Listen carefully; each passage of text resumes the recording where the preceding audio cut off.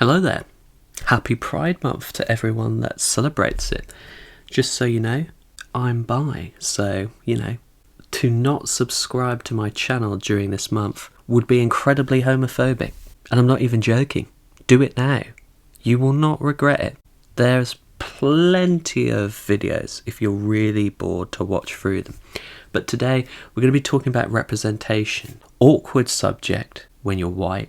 But we're going to be specifically talking about why it matters and the disconnect people like me have with the concept a little bit, which kind of muddies the waters, and people take advantage of that for nefarious purposes, unfortunately.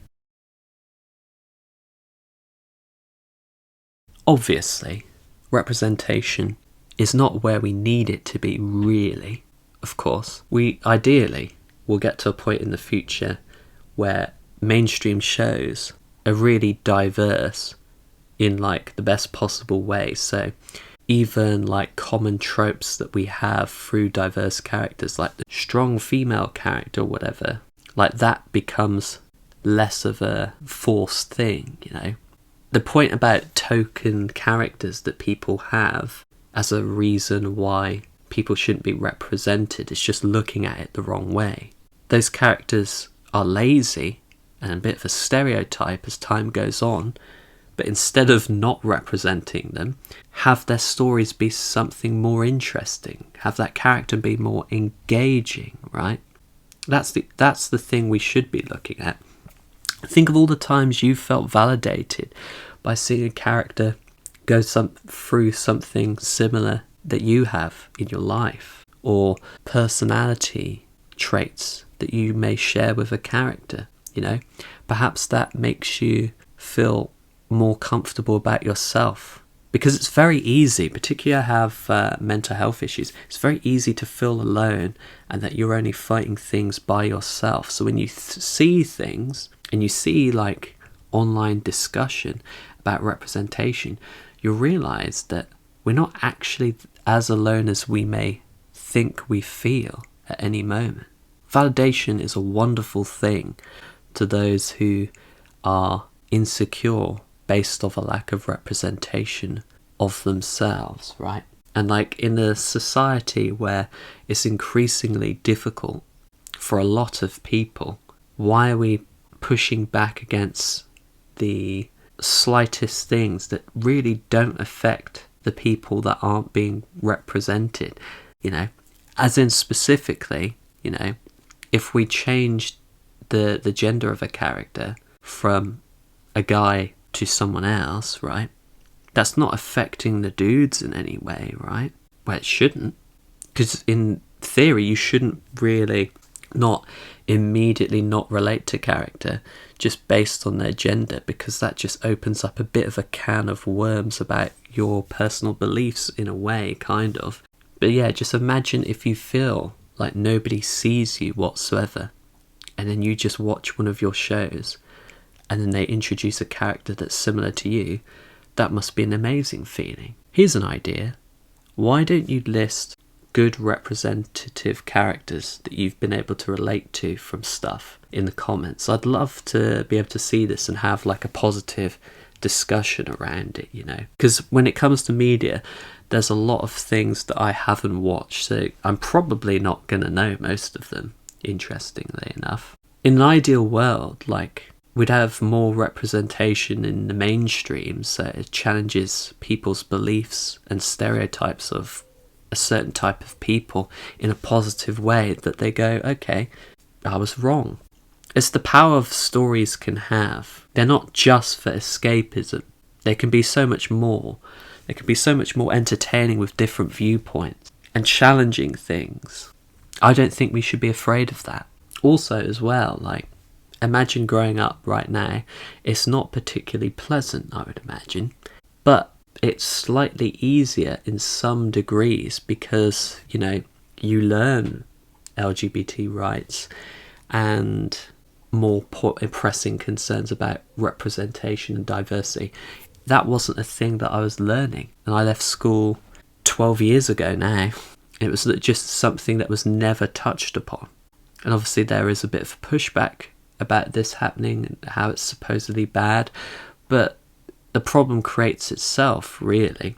If you're not learning about these things, you're not going to know about these things, and because you don't know about these things, you may be more resistant to change of these things. So in future, representation with each further generation, hopefully, is going to get better. That doesn't mean we have to sit by and do nothing, though, and be complacent about it, which is kind of why I'm making this video. There's so many things I could touch upon that I don't really know much about because it has never really affected me personally, you know, which is why I'll be linking a load of diverse voices about this topic, because I don't really think I can do the topic justice when I don't have the same life experiences as those who are underrepresented. So this kind of part is just examining why I used to think like I did, that representation didn't really matter. It's obviously an incredibly privileged opinion to have when you're kind of the default representation, right? Straight passing white dude. It never really took long for me to feel represented in the game, you know?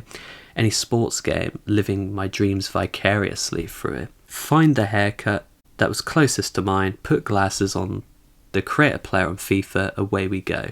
That's all it took. Like, at most, a couple of minutes. Think about all of the type of people who were never able to feel represented in games because back then they didn't have the customization options for it, you know? And there was no real good reason. Like, companies were still rich back then. They weren't obscenely wealthy as they are now, but they still had enough money to make better, diverse customization options. There just wasn't a strong voice of like people talking about representation as there is now. You know, it wasn't something that was taught in school at all. And you have that pushback from parents and the right wing and loads of other different people with different beliefs of how, you know, that's forcing stuff on our kids. And it's like, why wouldn't you want your children to be more accepting of themselves and other people? It's a really weird thing to think about. We do have a weird disconnect though, and I think it's because we take it for granted that we're always being represented. It's like we don't really think about it. I never really thought about it. It's not something you really think about when you grow up either, because it's kind of like a high concept almost. You're like, you don't realise the ramifications of it. But it's interesting. And the problem is, if you don't feel like you're being represented, you can very much find yourself into the trap of, well, if I don't feel like I'm being represented, why should other people be represented? Which is silly. When you say it out loud, it is really silly. Because I think a lot of the time, because I've done this in the past, society is so individualistic in general. Like, you band together to do anything, it's immediately demonized, right? How dare you try to make things better for people? That we tend to look at representation from a very individual viewpoint. And unless they're almost identical to me, I don't feel represented. When in general, it's more broad than that, to be honest. In most stories, you'll find something relatable with a character, thereby being represented, for example. It really can be that easy to represent people, and yet there's always a pushback. Always. It's silly as well because there's obviously this prevailing idea that companies are listening to those who complain on Twitter as if they have really any power whatsoever. And when you say that out loud, it really is silly. But when you start thinking about certain groups within society that have clandestine power that people are bowing before and just doing whatever they want, and from your POV, making things worse, in inverted commas, obviously, that is a very dangerous slope to be on, because you're writing off huge groups of people and dehumanizing them to the point where it's openly allowing other people to be bigoted and just purely hateful to others online out of this weird justification that they're the bad guys. It's those who complain about the representation in media or something. They're the baddies. Let's be real for a second. That leads to very violent and dangerous things eventually. You can find yourself very quickly in a position where you start blaming groups of people for everything wrong with society instead of the people who run society, which make the decisions that make everyone's lives worse, right? The ruling class, the politicians, they're the ones responsible, not like a fucking gathering in the bloody woods from like the progressives going, who are we going to steal this week? Let's steal Batman. You know, let's make him gay. Let's make him in love with the Joker or something. Let's change his race. We'll erase his history from you. Because that's not how it works. Even if they did that, they could do different things with the story, but they probably wouldn't, is my point, right? Because they'd be worried about the reaction. They already know the reaction that they're going to get is going to be bad if they did that, right? Because it always is for some reason. But it doesn't erase all this. When somebody says, like, a new character's coming into a thing, it doesn't erase any of the stories that have happened over decades of that character, right? You have the choice to engage with that character or not. It is a bit pathetic, you not watching a movie. Like, let's just say you're a huge Batman fan and they change his ethnicity and you're not watching the movies because they've changed his ethnicity. That does make you look really, really dodgy. I'm not going to lie. I'm not gonna lie. Same if they change the gender. It does make you look a bit bigoted. That may not be your intention, perhaps, but it does make you look like a bit of a red flag. Just being honest here, you know? I've been that person. Also, it's like, there's a lot of people online who their career is to be perpetually offended and say that others are about representation because they're changing the character model, or they're changing the ethnicity, the sexuality, the gender of a character, and they get really wild up to that. Usually, they're white. Someone like the Quartering, his entire job is to rail against representation and diversity in the media and so on. He's built a career off that. He's not going to give you a charitable opinion of it, really, is it?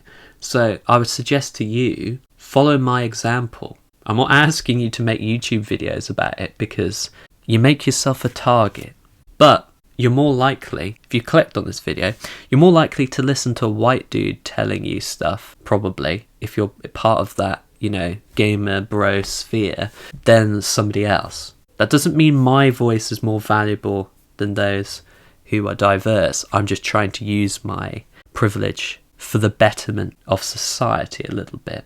That sounds really pretentious. But whatever, I've said it now, I can't take it back.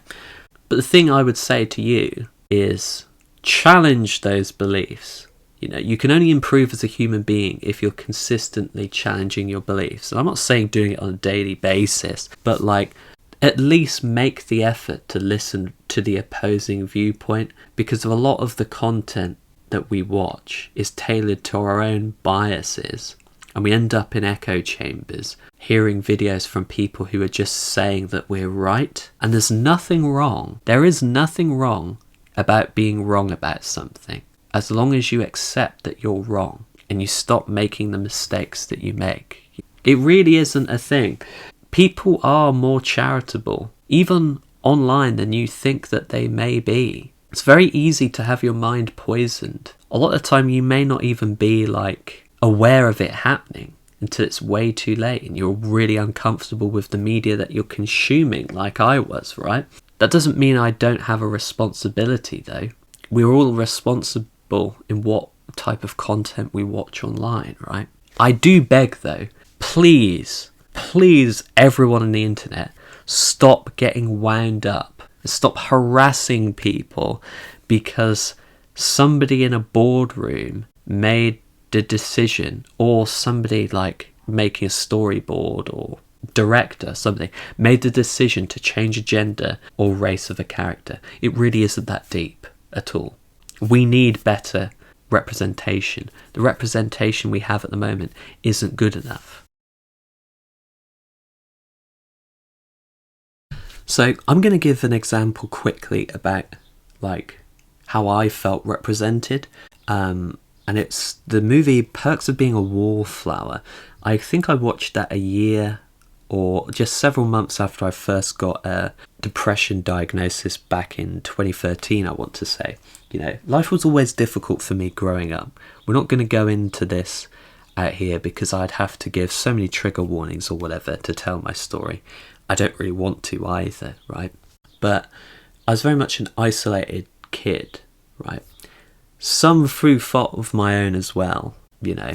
I was not an innocent child, so I'm not going to try and portray myself as such. But let's just say I come from a very rough background, if you will. Things were not great as a child and growing up, and they haven't been that great as an adult either. Could be worse. For sure as hell could be a hell of a lot better. But I remember that movie, you know, having a sense of validation about how it portrayed mental health in a manner of like similar to my experiences, which was very, very interesting because I had never really seen any sort of shows or movies that had done that before, you know. The only reason I realised I was depressed in the first place because I watched documentaries about footballers with depression or something, right? And that was what made me go to the doctor originally to get a diagnosis, because I just thought it was normal, you know. That kind of low mood had just been my default ever since, you know, I was a child. So I literally did not know any better. Especially if you're in a sheltered environment, you just don't know these things, right?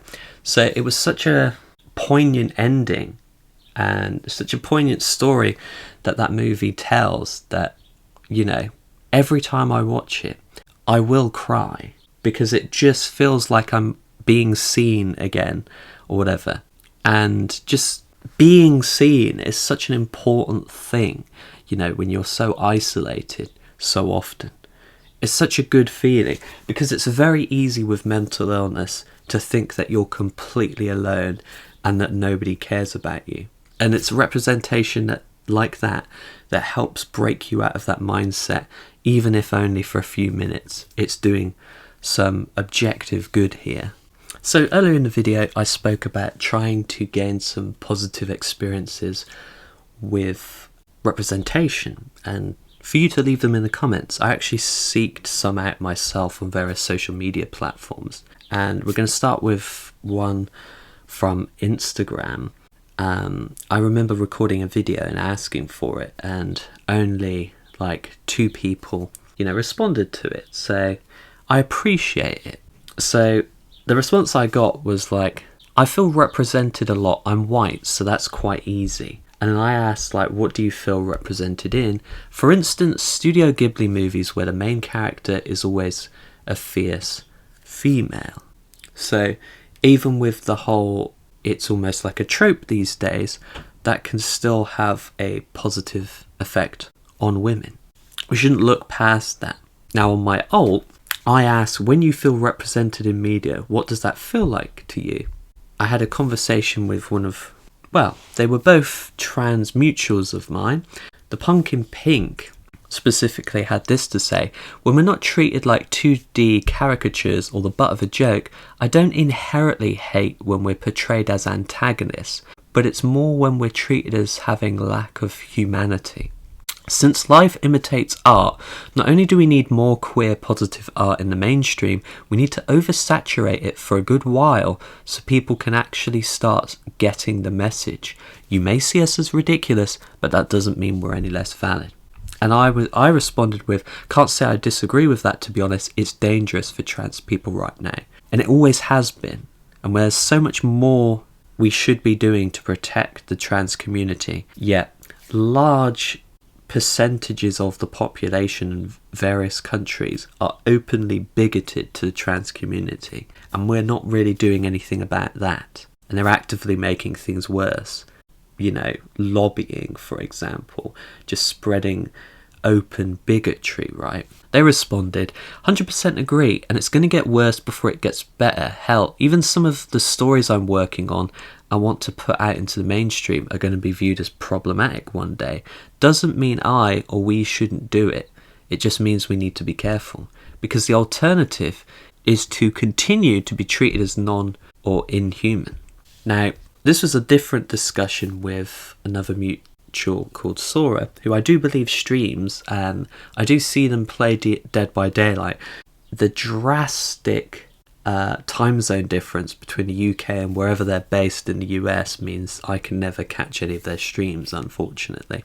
But, I'll put a thing on screen just in case you do, right? I guess I only really get excited for trans people in media, and only if they're not portrayed like shit. If they're portrayed well, it makes me excited to see my group displayed with humanity rather than the silence of the lambs treatment. And I responded, yeah, it's rather rare to have a flattering representation of trans characters in media. It's got to be incredibly frustrating. And then they replied, which was a very eye-opening conversation for me, because I have no knowledge about anime at all, really. Especially when we're depicted in anime. Anime is really uncharitable most of the time. And so this was something that they educated me on. We have to be open to expanding our knowledge on things, and taking what people say at good faith. It's something you should always take with you, right? In discussions like this. I'm going to butcher this name. The last one I saw was Danganronpa. They had a trans character they gendered right until she became a plot point. Then they misgendered the fuck out of her.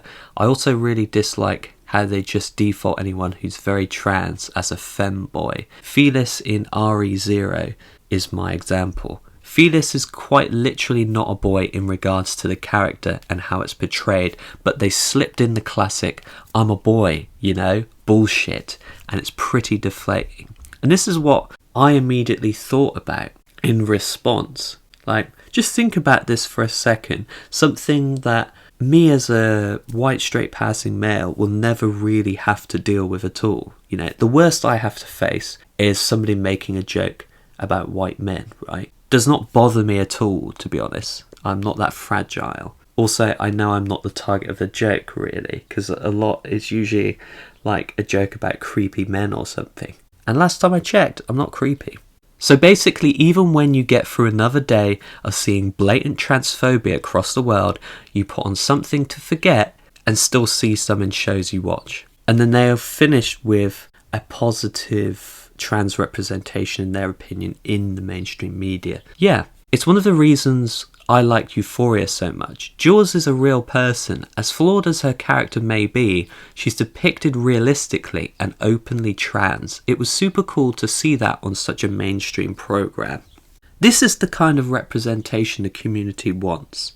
A more interesting character that has faults and more realistic. The people who are vehemently opposed to this don't actually know what the trans community want at all, because they're not willing to engage with them, obviously, because they're openly bigoted.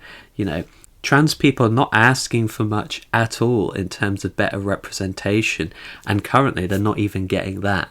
We have so much more we can do to combat transphobia as a society, and what's really tragic, it just does not seem like enough people want to do anything about it at all.